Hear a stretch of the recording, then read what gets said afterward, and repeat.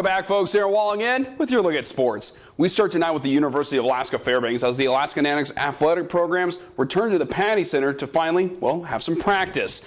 Teams like men's and women's basketball and volleyball were able to finally get back onto the court. Hey there, folks. I'm outside the Fairbanks office for the Yukon Quest, where they're preparing for next year because today they announced that there will be a Yukon Quest in 2021, but with an additional twist. There's going to be 2 races next year. One in the Yukon and the other in Alaska. All right, folks, I'm here with North Pole's head coach, Mike Hollett. Now, Coach, you guys are getting prepared for this matchup against the House of Ravens. How are you guys feeling about today's matchup? Oh, we feel good. We have a story tonight about a very brave young man. He's an Alaska high school football player who is learning to play the game all over again after a terrible accident. As Aaron Walling of our sister station KTVF in Fairbanks tells us tonight, this 14-year-old may have lost one of his legs, but he didn't lose the will to win. What is adversity? Is it something that gets in the way of progress, or is it a hurdle one goes through to the next stage in life?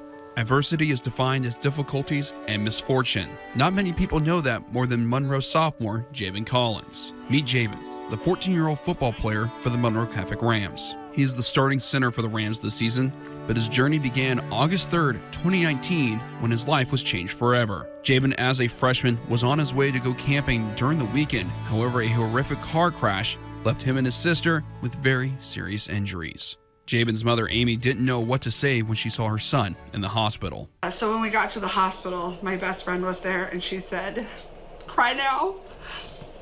And it was worse than they let on. Because I was thinking, okay, they said it's not that bad, it's not going to be that bad. And it was that bad.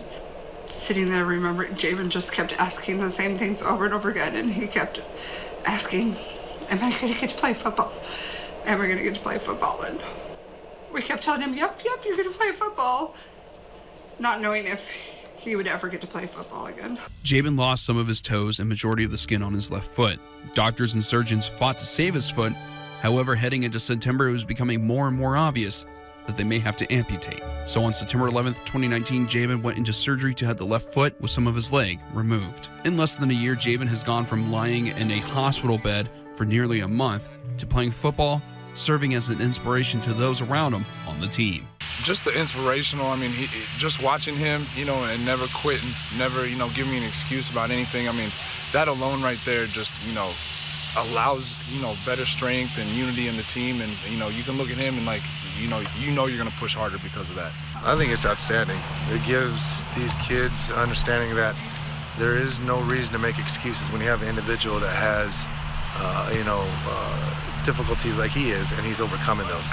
It's an inspiration, not only to the team, but to us as coaches, to show that, just because you're down on luck doesn't mean that's going to stop you. Even during a year like 2020, where so many situations have been upended by the COVID-19 global pandemic, Jabin fought through. From conditioning to learning how to snap the football, he is doing it all to get better on the field. One of the Monroe players that stayed with Jabin the first night he was in the hospital was Mason Miyamoto, who has seen Jabin grow through this whole process. But all he would talk about was getting ready to play again. You could tell he was ready. And it's been insane seeing the amount of work that he puts in.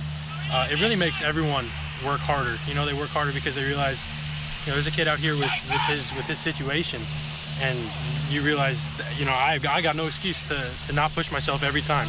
Jabin's story is a tale of growth, heartbreak, and determination. But most importantly, it's about inspiration. Just knowing that I'm able to play, knowing that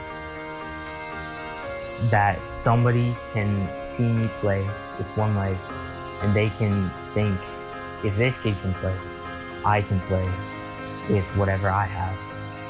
Anything is possible. Just ask Jabin. This is Aaron Walling reporting. That young man is an inspiration to us all. Well, keeping senior citizens